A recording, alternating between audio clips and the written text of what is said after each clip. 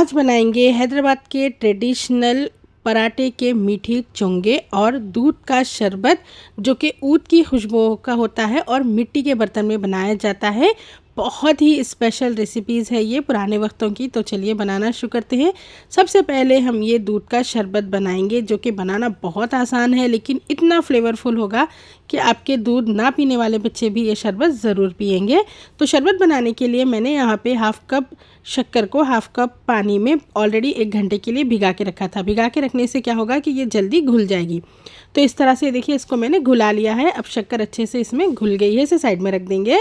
अब यहाँ पर मैं शरबत बनाने के लिए मिट्टी का बर्तन यूज़ कर रही हूँ। अगर आपके पास में मिट्टी का बर्तन है तो यूज़ कीजिए, वरना आप इसको दूसरे कोई भी बर्तन में बना सकते हैं, स्टील वगैरह की। अब यहाँ पर मैंने एक शिकोरी रख दी है और उसमें मैं यहाँ पे ऊद डाल के इसे गर्म कर रही हूँ। अगर आपके पास में ऊद दान है तो आप यूज़ कर सकते हैं, मेरे पास में नहीं है तो मैं इस तरह से ऊद को पका रही हूँ। अब देखिए ऊद अच्छे से पक गया है। अब हम इसको जो बर्तन है हमारा शरबत बनाने का उसमें रख देंगे ताकि जो बर्तन है उसमें बहुत अच्छे से ऊद की खुशबू आ जाए और वो खुशबू हमारी आएगी शरबत में। तो ये देखिए इस तरह से हम डाल के इसको ढक देंगे फौरी और एक 10 मिनट के लिए इसी तरह से छोड़ देंगे ताकि जो ऊद का सारा फ्लेवर है वो भगोने में आ जाए। तो अब ये मैंने शिकोरी इसमें से निकाल दी है और शक्कर का सिरप जो था वो हमने रखा था बना के वो ऐड कर दिया है। ये आधा लीटर दूध है, इसे मैंने अच्छे से 2-3 बॉयल आने तक पका लिया था और ठंडा कर दिया है। ठंडा करके इसे मलाई के साथ में ऐड कर देंगे। साथ में थोड़े रियल रोज़ की यानी असली गुलाब की थोड़ी सी पत्तियाँ ऐड करेंगे और कटे हुए काजू बादाम ऐड करेंगे और ढक के एक 5 मिनट के लिए रख देंगे ताकि दूध में जो है वो मिट्टी का फ्लेवर आ जाए। बहुत ही अच्छी खुशबू आ जाएगी इससे मिट्टी की दूध में। अब हम इसको सर्व कर देंगे। ठंडा ठंडा शरबत बहुत ही टेस्टी और पुराने वक्तों की रेसिपी है, ज़रूर ट्राई कीजिए ये शरबत की रेसिपी। लास्ट में हम इसके थोड़े से काजू बादाम डाल के इसको सर्व कर देंगे। तो मैं इसको मिट्टी की कुलिया में ही सर्व कर रही हूँ। अगर आपके पास में मिट्टी की कुलिया नहीं है तो आप कांच के गिलास में इसे सर्व कर सकते हैं, लेकिन जो ये शरबत का असली टेस्ट है वो मिट्टी की कुलिया में ही आता है। तो बहुत ही मज़ेदार ये शरबत बनता है, ज़रूर ट्राई कीजिए। तो पहली रेसिपी बन के हमारी तैयार है, ट्रेडिशनल रेसिपी। अब हम मीठे चुंगे बनाएंगे जो पराठे के बनाए जाते हैं। बहुत टेस्टी और हेल्दी रेसिपी है और अच्छी बात यह है कि आप इसको 3 से 4 दिन रख कर खा सकते हैं रूम टेम्परेचर पे।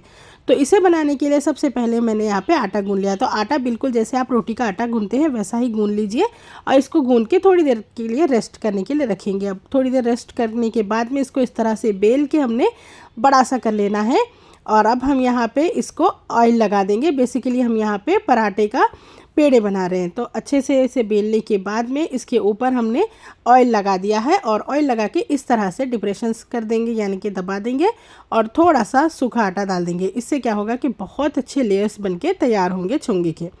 तो यहाँ पर मैंने चोंगों के जो आटा है उसको इस तरह से लंबा कर लिया है। अब नाइफ़ से छोटे छोटे हमने पेड़े कर देने हैं, जैसे कि पूरी साइज़ होती है पूरी साइज़ के पेड़े कर लेंगे इसके सारे। और इसको एक 5 मिनट के लिए आप रेस्ट करने के लिए रख दीजिए तो बहुत ही अच्छे से सेट हो जाएंगे सारे लेयर्स। और कम से कम आटा लगा के हमने इसको बेल लेना है। देखिए साइड में कर दिया है मैंने सारा आटा और बहुत ही अच्छे से ये तैयार हो गया है हमारा चोंगा। इसको इतना ही बेलना होता है, हल्का सा मोटा जैसे कि रोटी होती है बस उतना ही बेल लीजिए, इसको ज़्यादा पतला नहीं करना है। अब हम स्टोव की फ्लेम मीडियम करके इसको मीडियम फ्लेम पर बहुत ही गोल्डन होने तक पका लेंगे पराठे को। जैसा पराठा होता है बस वैसे ही हमने इसको पका लेना है। तो जैसे ही ये एक साइड हो जाएगा इसको फ्लिप करेंगे, दूसरी साइड बहुत अच्छे से इसको पका लेंगे। अब ऑयल लगा देंगे, ऑयल हमने दोनों साइड लगाना है। ऑयल लगा के अच्छे से हमने क्रिस्पी होने तक इसको पका लेना है और दूसरी तरफ भी थोड़ा सा ऑयल लगाएंगे और दूसरी तरफ भी इसी तरह से सेक लेंगे। तो सारे चुंगों को हमने ऐसे ही तैयार कर लेना है पहले। तो ये देखिए मैंने दोनों साइड ऑयल लगा दिया है, कितना अच्छे से हमारा चुंगा बनके तैयार है। तो अब हम इसको निकाल लेंगे और बाकी के भी चुंगे इसी तरह से बनाएंगे। तो जो चुंगे होते हैं उसको एक पिंच करके दीवारें उठाई जाती हैं हैदराबाद में, तो इसको हमने गरम गरम रहने पर ही इस तरह से पिंच कर देना है। बेसिकली ये पिंच करने का मकसद ये होता है कि जो हम इसके ऊपर मावा वगैरह डालेंगे ये पिंच करने की वजह से वो नीचे गिरेगा नहीं। तो इस तरह से पिंच कर दीजिए, हल्का सा गर्म होंगे तभी इसको पिंच कर दीजिए जल्दी जल्दी, तो ये हो जाएंगे बहुत ही आसानी से। तो इसी तरह से सारे चोंगे मैंने बना के रेडी कर लिए हैं। आप अपने मनपसंद का कोई भी डिज़ाइन इस पर बना सकते हैं। बस इस तरह से बना लीजिए कि सारा जो हम इसमें मेवा वगैरह डालेंगे वो गिरे नहीं। तो सारे मैंने चोंगे इसी तरह से रेडी कर लिए हैं। तो चोंगे हमारे रेडी है। अब हम इसकी फिलिंग तैयार करेंगे। तो फिलिंग के लिए मैंने यहाँ पे लिया है असली घी। 2 टेबल स्पून लेना है और इसमें हल्का सा गुनगुना सा दूध ऐड करना है, हाफ कप के जितना।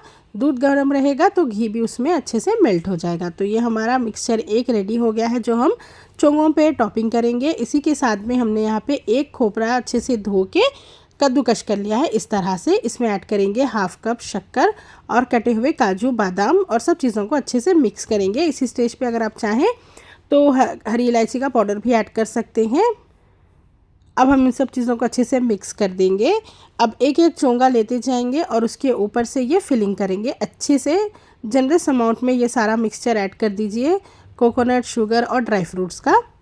और उसके ऊपर हम डालेंगे जो हमने घी और दूध का मिक्सचर रेडी करके रखा है वो। तो ये गर्मा गर्म चोंगे इतने मज़ेदार लगते हैं कि आप कोई भी मिठाई खाना भूल जाएंगे इसके आगे। ये इतने टेस्टी और मुंह में घुलने वाले होते हैं।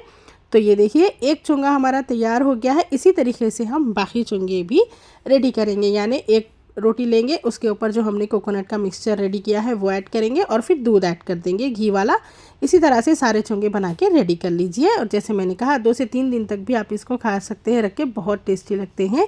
तो ज़रूर ट्राई कीजिए मेरे ये ट्रेडिशनल मीठे चोंगे और दूध के शरबत की रेसिपीज़ अच्छी लगी तो लाइक ज़रूर करिए, वीडियो को शेयर करिए अपने फैमिली एंड फ्रेंड से और सब्सक्राइब कीजिए मेरे चैनल प्योर कुकिंग को ऐसे ही यूज़फुल वीडियोज़ के लिए। Thanks for watching.